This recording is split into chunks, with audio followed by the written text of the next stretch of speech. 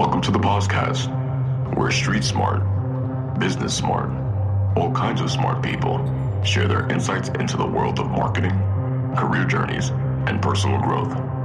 So sit back and prepare to get enlightened with your host, Adam Posner.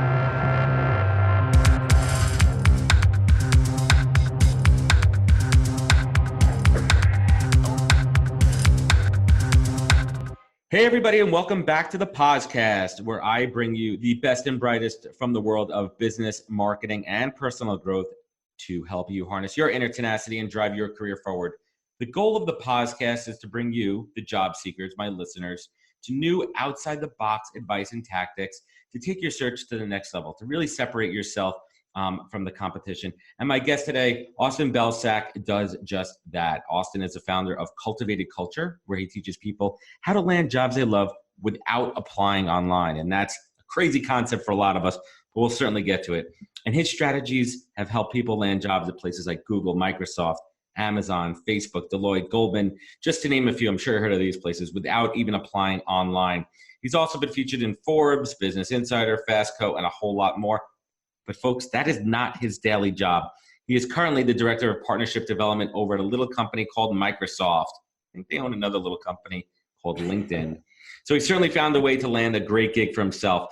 And recently I was drawn to Austin's content on LinkedIn, and I had to connect with him. I had to find out, he practices what he preaches. I want to hear how he landed his own job. I want to hear how he, gives others advice on this, and we're going to share a whole lot more. Austin, welcome to the POZcast. Thanks for coming on. Adam, it's great to be here, man. Thank you so much for having me. Absolutely. So why don't we start off and Give My Tribe? Why don't you tell us a little bit of your origin story of how you got to where you are today? Yeah, man, for sure. So it really all started back, I guess, if we're doing it, quick version, it started back in college where, I showed up and my whole goal was to be a doctor. I think we've all had that idea in our head. One day we'll grow up, we'll be a doctor, we'll make tons of money, we'll help people, do all that. So I got to college and I immediately failed chemistry, French, a couple other classes. And I got out of my freshman year with like a 1.99 GPA. I think I just missed the 2 mark. They call that the Mendoza line in baseball, the Mendoza Exactly, line. Exactly. I was batting well below the Mendoza line. And I don't know if too many med schools are hiring or accepting people who have that kind of GPA. So I had a decision to make. I was like, I can go explore some new stuff, or I can enjoy the social aspect of college. And I went to boarding school. We were kind of stuck on campus, and the first day I moved into my dorm room. I'm like, what am I going to do tonight? Should I go to McDonald's? Should I go to a restaurant? I got all this freedom. And then this car pulls up like, hey man, you want to go to a party? And I'm like, yeah, let's do it. And so I definitely took that route for the rest of college. And by the end of it, I hadn't really applied online. I hadn't really interviewed anywhere. I hadn't even looked at any jobs. The one job that I did get was just plopped into my lap from my roommate's dad. And that was fine with me because I got it. I interned there junior year. I had the offer by the end of the summer, and I could just go about enjoying my senior year. Then I quickly realized that, that job was terrible. I didn't think about cost of living. I was getting paid way below what I deserved and what I needed to get by. So I racked up like $10,000 of credit card debt 3 months after graduation.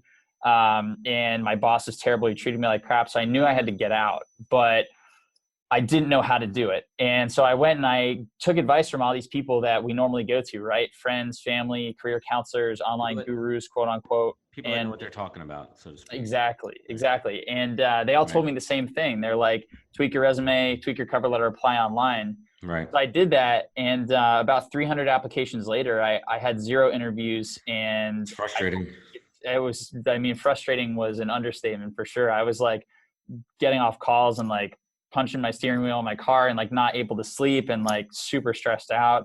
And the worst part about it was that all these people that you normally go to for advice were telling me this one thing, and that one thing wasn't working. And there were no other avenues or approaches that I was aware of. So I figured I had to make a change. And basically, I think we'll probably dive into the change that I made in the system that I kind of developed. But essentially, let's get into that, man. Like, you were in it, you were struggling, you were frustrated, you were applying, you were applying to everything online, and it took you a little bit to realize, but you finally came to that epiphany, like, it's just a black hole. Now, why is no one responding to me? I feel like I'm applying for qualified jobs. I feel like I have a good background.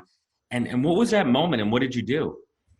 Yeah. So, I mean, everybody tells you, right? You pay all this money to go to college, especially in the US, and you do that because you're basically guaranteed a job. You know, you can get your foot in the door anywhere with a college degree. And honestly, that's simply not true these days. So, I mean, that moment came after about 100 applications with 0 replies. And also I did get a few interviews from family, friends, personal network, things like that. And they all told me the same thing, like, hey, you're a great kid, but we have all these other applicants who have more experience and you don't really have any. So, you know, sorry, but we got to move on.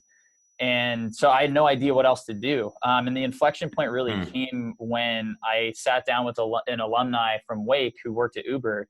And he was like, look, man, you know, you're taking advice from all these people who haven't been where you want to go. You know, none of these people work at the companies that you're aiming to get to, and none of them have done it coming from a non-traditional background like you have. So you need to get out there and you need to find people who have already achieved what you want to achieve. And that was a game changer. So immediately I went home and I wrote down like 4 criteria for my dream job, which were to be living in a big city. I was in Charlotte, North Carolina when I graduated from school. You set your goals. Yeah. So I set my goals. I wanted to be in New York, LA, big city like that. I wanted to work for a leading tech company like a Microsoft or a Google. I wanted to be making 6 figures annually, and I wanted to be doing it all before the age of 26 because I didn't want to wait forever for this to come to fruition. So then I went and I hit up LinkedIn hard, which is, you know, you mentioned it before, but one of the best platforms out there for job seekers, professionals, especially for this kind of thing. And I just combed through people who were already working at these companies. And I tried to check all the boxes. I would match their job title up with stuff on salary.com. So you really went in deep to LinkedIn. You utilize the platform to search. And I talk about that all the time. Is you got to put the work on. These people aren't just going to float to the surface. Yeah. Exactly. So I had to go out there and find him, and I would start sending cold emails to the people. And I specifically tried to find people who came from a non-traditional background like my own. And I was like, how'd you do this? Like, how'd you get it done? And basically those conversations led to a couple of the 2 major components of the system that I use to get my job and that I teach, you know, the thousands of people that come through my community, which are basically, 1, you need to get a referral. But you don't necessarily have to know that person already. You can build that relationship from scratch. And you can pick and choose who you get in contact with. So the best part about this is we can go say, hey, you're the hiring manager. You'd be the person sitting next to me on my team if I got hired. I want to build a relationship with you because not only can you refer me in, but if I turn you into an advocate for me, you can coach me through the interview process and you can in the room. Yeah, so let's talk about the process once you started sending those emails. I'm sure you had a decent amount of rejections at first until you found the right type of message. And just generally speaking, what was the type of message that really resonated when you reached out to people? Sure. So the biggest mistake that people make when they reach out is they send an email and they make it about themselves and they kind of show up with their palm out. So it's something like, you know, hey, here's my resume. Can you take a look? Or I'm looking for a job at your company or in your industry. Can you help me? Or, you know, what advice do you have? Because, you know, I'm trying to make this jump. And even if it's something as innocuous as, hey, I'm looking for advice, help. It's still, there's a lot of eyes. It's very want. It's one-sided. Exactly. Transactional. And when you're hitting people up who've never met you before, never heard of you, never seen your name, you know, they're busy, right? They got their own priorities. They got their job, you know, maybe they went to the doctor and something happened that they're worried about, or their finances, or they've got all this stuff happening and you're like the lowest priority on their list. So if you show up and you're like, hey, do this for me, that's going to be a big no, right? No way. Mm-hmm. So how did you switch that? What was that message? What was your approach? So basically what I would do is I would research them and I'd try to find an angle to make it about them. And I would say, I would look for anything. Especially for the people that I found, since I was coming from a non-traditional background, I would basically send them an email because I was looking for people who had a non-traditional background. I would say, hey, you know, I saw that you made this jump from whatever, healthcare to tech or HR into sales. And I know that couldn't have been easy. And I'm sure you bumped up against a lot of challenges and a lot of people who told you couldn't do it. If you have a few minutes, I'd love to hear your story, your path, and learn more about the obstacles you faced and how you overcame them. If you have a few minutes, let me know. And so I've really built them up. It's receptive. Yep. Let's just pause there for a minute. And I want people to understand the dynamic shift here. The key dynamic shift is making it not about you and what you want. You have to relate to people, and you also have to understand people's time is valuable. My time, and I'm sure Austin's as well, time is your most valuable asset. And you have to be very conscious when asking someone for their time. In some ways, I think it's more personal than asking for money. Mm-hmm. You know, your time is valuable. And another point that I want to call out, what Austin is talking about here takes work and effort, a lot of work and effort. And if you're not willing to put it in, if you're not willing to put in the time or half-ass it, then don't bother with this approach and expect results. Yep, 100%. I mean, I couldn't have said it better myself, Adam. I think a lot of people, they learn about this and then they start sending emails and they don't see an immediate return and they're like, well, this doesn't work. Right. Or they get lazy and they don't customize it. They just go with a template, a copy and paste, and they get sloppy. And people know a template. Believe me, the amount of crap that you get on LinkedIn right now with sales, it's absolute garbage. So let me ask you, did you use this approach to land your job at Microsoft? Yeah, 100%. Tell us a little bit about that. Pull back the curtain. Let's hear it. For sure. So essentially what I did, first I needed to get experience. And if you're looking to switch industries, no matter what, you have to find a way to get real world results if you want to make it happen. So you good?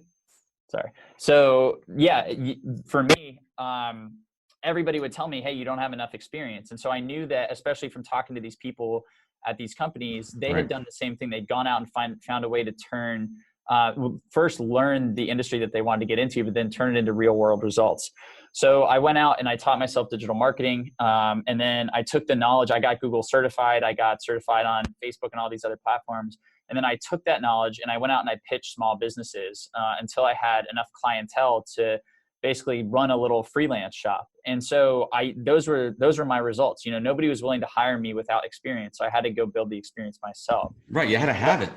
Yep. And that was the starting point. And pitching those companies was a great lead into, you know, the pitching myself to these the companies that I wanted to work at.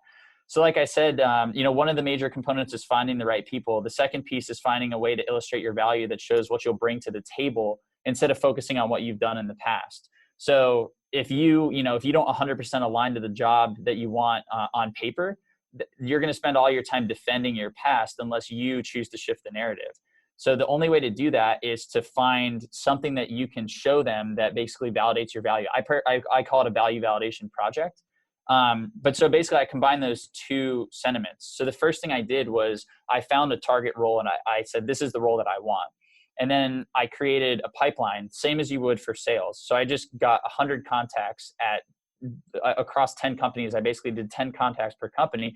And I just started reaching out to them. And I used the template we said before, like, hey, you know, I saw that you're doing this cool stuff or you came from this background. I'd love to learn more. But you put in the work to research. It wasn't just a template. I mean, you had a format. Yeah, every email is personalized. Every email is unique. And the goal is honestly the goal of an email is not to get hired. It's simply to get somebody on the phone. Because once you get somebody on the phone, you got them locked in for half an hour. You're talking. It's about brevity, right? Your emails weren't too long. They were short and to the point. I want everyone to pause here and rewind this podcast about 2.5, 3 minutes and hear a couple times through the tactics that Austin is talking about here.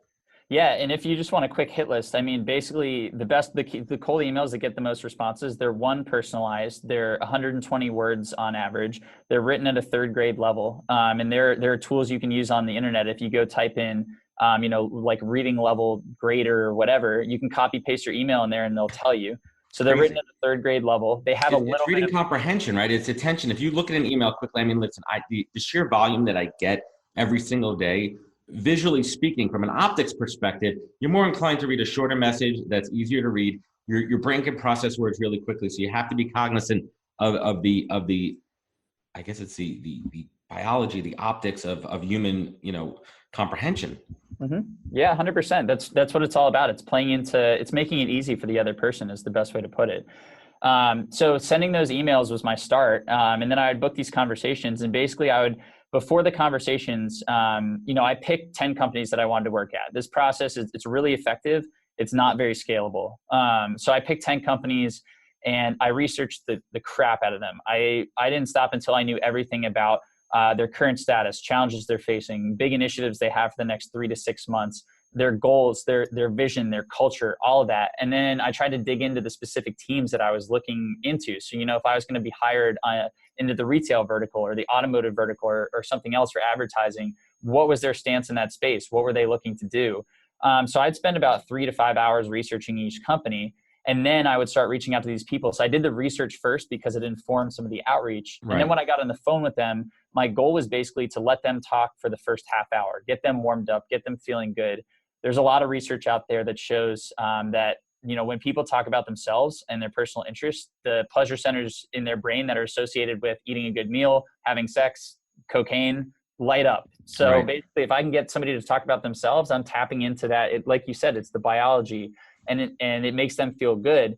And you're soliciting a response. Yeah. And if I let them go for half an hour, then I still have half an hour to spin it back to what I want, what I need. But now they're open, they're receptive. And so I would then flip the narrative and basically say, hey, well, this is amazing. And it really resonated with me because I'm looking to make a similar transition. So, here's sort of where I'm at. What advice do you have? And also, I'd love to learn more about your role. Like what big challenges do you have? And so that's basically the major things I would try to take away from it were advice from them, and also the biggest challenges or the biggest initiatives their team was running at the moment, because that was my window into proving out my value. So time and again, a lot of these companies would tell me, hey, you don't have enough experience. And so what I would work to do is I would work to understand those challenges they were having, those initiatives, and then I'd go back and I'd put something together. Again, I call it a value validation project, but basically a deliverable that shows exactly what I bring to the table and what they'll get if they hire me. So when Guys, the key takeaway here is the amount of work and effort that you put into it has paid dividends. You work in one of the biggest, best companies in the world because you put in the time and you didn't stick to doing the same exact thing. And you said something earlier that kind of resonated with me. This is not scalable, and not everything is meant to be scalable. When you're strategic and you're targeted and you're laser focused in your job search and you know where you want to be and you put in the effort with tactics like this, you see the results. Yeah, 100%. And so I basically took, I got in the door with people at Google and Microsoft and Twitter. And for the value validation piece for Google, my interview process with them actually was about 7 months long, which was ridiculous. But everybody there told me, you don't have enough experience. You can't do this. You don't know what you're talking about. So I put together a pitch deck, and my goal was basically to be selling into new business for small to medium-sized businesses. So I put together a pitch deck, and I went in there and I said, you don't think I can do this? Let me pitch you the same way I'd pitch a client if you hired me. And so I had a whole deck, I had slides, and I basically showed them, I know your product, I know the narrative, and this is exactly what I bring to the table if you hire me. So that was that for them. For Twitter, when I was interviewing with them, at the time they were having trouble monetizing, and that was the big thing that Wall Street and people were ragging on them for. And so I went in and I said, hey, here's a one sheet or a couple slides with 5 ideas for how you can monetize your existing audience without doing anything else. And so I come in, I interview well, but then I also have this other piece that allows me to shift the narrative away from, hey, you don't have enough experience. It's a value add. Here's exactly what I'm going to do if you hire me. So I bury the doubts and concerns, and I show them what I bring to the table if they were to invest in me. It's a proactive approach to the job search. You're going in there problem solving. You're going in with that presentation already. That shows initiative, and that shows tenacity, and that shows a lot of those soft skills that are so important. And I implore everyone listening, if you're having trouble in your job search, if you're not finding success, it's time to do something different. You can't keep repeating the same things. And Austin's tips here these are incredible, dude. Dude, I applaud you. So your main gig at Microsoft, that's your main gig, and you built a pretty amazing side hustle. So, let's talk a little bit about, the importance of that side hustle. Let's talk about like how much time you put into it, the effort, and what are the first steps that people could take. So, you found this superpower that you have, and we'll get to that in a little bit, that you kind of, built out and you're monetizing it for your side hustle. But how'd you get to that point? Yeah, definitely. So I'd always wanted to be an entrepreneur, since I left college, because I just wanted to do my own thing. And I saw that the people who were running their own businesses had the lifestyle that I wanted to have. And so I think the biggest hang up, and to your point about, how to get started, my biggest issue is that I wanted to create the next Facebook. I think like everybody does. And so I would spin up all these crazy ideas, app ideas, company ideas, whatever, that all required, ridiculous funding and developers and all this crap that I couldn't afford. And so finally, when I got my job at Microsoft, I had a bunch of people reach out to me, and they're like, hey, aren't you the dude who had a 2.0 GPA when you graduated and now you're working at this amazing place. Like how did you do that? It's great, right? And it's the best feeling. And after I had that when I worked at Amex. I worked at American Express. They're like, you almost failed Buffalo. They're like, where you come from? They would be like, what B school did you go to? I'd be like, I don't even know what that means, dude. Real life B school. Yeah. And so that was it. So I had like a couple dozen people reach out to me. And after like the 30th person, I was like, well, I'm telling everybody the same thing. So I wrote up this blog post and, at this point I'd been really doing some research on a lot of the people that I look up to in the online biz space. And I was dissecting their writing style and all that. So I finally decided to give it a shot myself. And I wrote up this blog post called How to Get a Job Anywhere with No Connections. If you go to my site, we're going to link that below for the interview. We're going to link it. And so it basically walked through the entire, everything that I learned. We kind of skimmed through at a high level in the process, but my process was really data driven. So I basically spent, as soon as I talked to those people, I went on as many interviews as I could, and I applied to as many jobs as I could and talked to as many people. And I kept data on all of it. So I would A/B test resumes. I would try out different interview questions. I would try out different tactics, and I'd keep Excel sheets of how everything worked and success rates and all that. So I had all this data. So I took it and I just wrote up this whole post on how to do it. And I did a little bit of promotion behind it. It ended up getting like 60,000 views in the first 30 days or so. Awesome. And and so many people, more so than the views, I had people emailing me and saying like, hey, this is amazing. This really resonated with me. I thought the only thing I could do was apply online. And now this is a brand new approach. And that was 3 years ago now. So we've been up and running, had about 30,000 people plus come through the community. And it's been awesome. Man. Yeah. So what's the offering? Is it coaching? Is it e-learning? It's an e-course. What's the offering? Yeah, it's across the board. So, I mean, for me, first and foremost, my major thing is to add value. My goal is to help people get jobs. And so I try to make my free content the most valuable free career content on the web. And I truly believe that it is. And I don't mean that to sound, arrogant or whatever. I just, if people check it out, I feel like they'll agree. But on top of that, I do coaching. I do one-on-one coaching. And then I also have a course that I sell, but you can't see the course. You can't see the coaching on the website. You have to sign up for the email list. You have to reach out to me. So again, it's all about make people do the work, right? Make people show you that they're motivated to do this and they're not just trying to half-ass to get to you, right? Yeah, exactly. Can't pay to play. Now that's incredible. And how do you get this all done while managing, I know Microsoft's not a 9-to-5 job. How do you manage your time and your effort? Yeah, it's a good question. I mean, it really comes down to being intentional about it. I think, I was actually, I scroll through Reddit a bunch to just pass the time. And somebody actually put something on there the other day, which I thought was interesting. They're like, everybody says they're tired, right? We're tired all the time. Like I'm tired if I sit on the couch and I don't want to do something. If I go work out, I'm tired. If I work a 12-hour day, I'm tired. So tired really isn't just an excuse anymore. And if you want to get something done, you just have to accept that you're probably going to be tired. And so I'm very intentional about work-life balance. And having my side hustle allows me to control some of that. But I wake up early. My wife and I get up at 5:30 every day. We hit the gym. Then I put in a couple of hours there. And then you don't have kids, do you? No, not yet. That's gonna be that 5:30 is gonna go into baby mode, dude. Yes. Yep. 100%. And so I'm trying to get up at 5:45, but it wasn't for the gym. No, my 10-month-old was yapping away. Yeah. So we're trying to get it in before that while we can, and super excited to have kids. But and then after the work day's over, I put in a couple hours in the evening, and then I get a lot of stuff done on the weekend too. And it's, I love doing it though. So it's not really like a burden, and it's not like, that doesn't feel like work to me. It's fun stuff. I enjoy it. And, I see the results. I'm helping people. They email me. They're like, I got a job. And it's the best feeling in the world when you help people. And you know what, if you can make money added to them, why not? That's a world that we live in. So let's bring it home here with a couple of questions real quick. What does the word authentic mean to you? I think it's really just being yourself, and staying true to your values, what you believe in. For my site, I donate 5% of my gross profits to a couple of different organizations, and I put them up there. And I think some of the stuff, awesome, especially in today's climate, I think if a few of those might be controversial, but those are things that I firmly believe in and I stand by. And so there's that. I'm always trying to get on the phone with people who are in my audience, whether it's 15-minute call, 30-minute call. Even if somebody really needs the help and they can't afford coaching or whatever, I'm not gonna turn them away. And I don't change who I am for anybody to an extent, obviously, but I really just try to bring myself to the table. And I think that's really important for anybody in any business. Yeah. That's awesome. And Austin, what's the single greatest piece of advice that you've ever received? I think it's something that my wife told me that really related to the conversation I mentioned while I was job searching, which is, to only take advice from people who already have what you want, because those are the people who are going to be able to give you the best advice. They've been there, they've gone through what you're going through. And, the other people just don't have that same experience. So get that dialed in.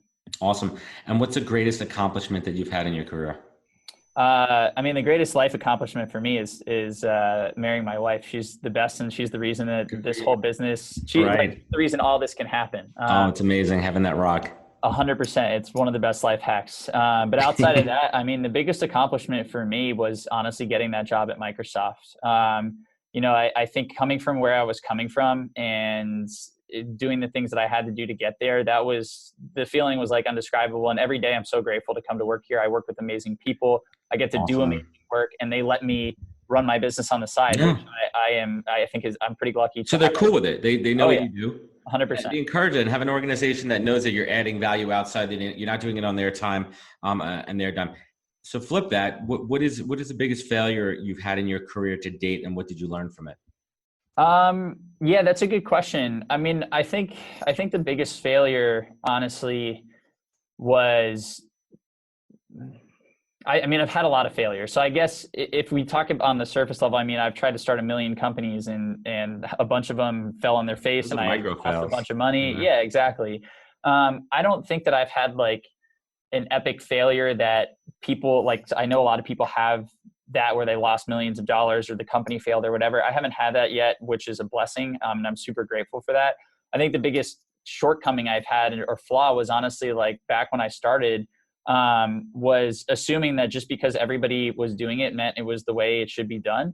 And that led to hundreds of applications and countless hours of applying online and getting stressed out and hating myself and being depressed. And once I kind of stepped outside of that and said, hey, let me see, just because everybody's doing this, maybe there's a different way. That's what led me on my path to the job at Microsoft and starting Cultivated Culture. I love it, man. That's fantastic. And Austin, what is your superpower?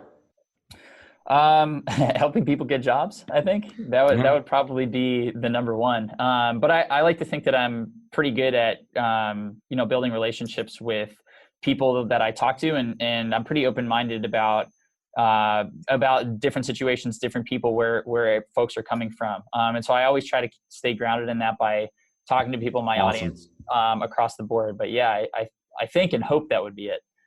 Awesome. And Austin, I ask every guest this question on the podcast. When things are going great, when things are not going great, and you need to look up, what is your North Star? My wife, 100%.